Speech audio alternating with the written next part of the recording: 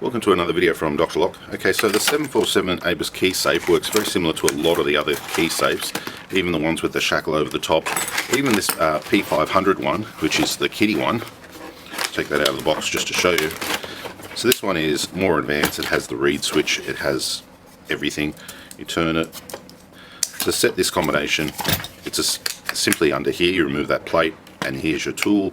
This one has a little flap to keep all the keys behind the mechanism, so it's a lot better. Available from our lock shop if you wish to purchase this one. The materials are heavier duty, it's better all round. But just to demonstrate, that's the kiddie one and this is the ABUS one. They work the same way, where you can set your combination on the inside by simply rotating these parts on the inside.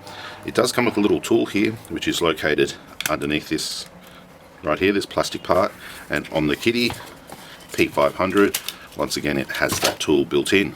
It's only a really small little tool or piece of thing. That's it there, and that's the little leg that comes off. Look, if you lose that, there's no trouble just using a little small flat blade screwdriver. That will work too.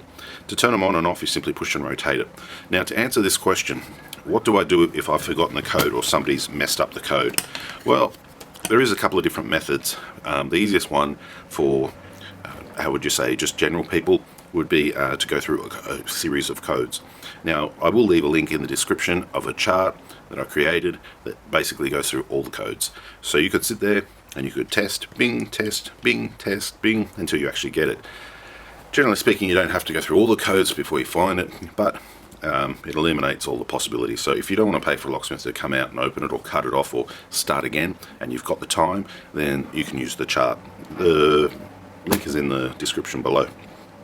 From there, on the chart, you'll have simply a button number, and it'll say either on or off. So you'd go through. So let's say our first combination we're going to try is everything off, but number one pushed. So you push number one, you test. Didn't work. And the next combination, everything off, set for number two on. Push that, test, clear. Everything off, number three on, push that, test. And slowly by slowly you build up throughout the numbers.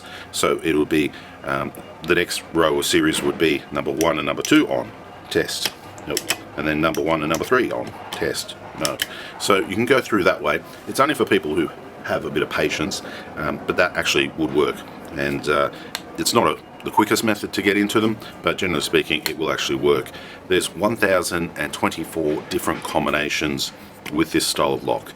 With this lock here, it actually includes an A and a B, so you can add a few more you can add a few more digits to your possible combination list by adding that extra couple of numbers. Okay, that's just a quick video. If you want the charts, down below, and happy picking.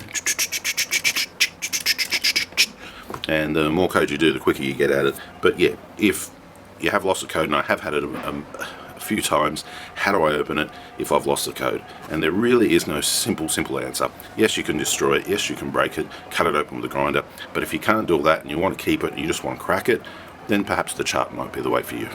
Leave it down in the comments section if you found the chart helpful. Thanks for watching.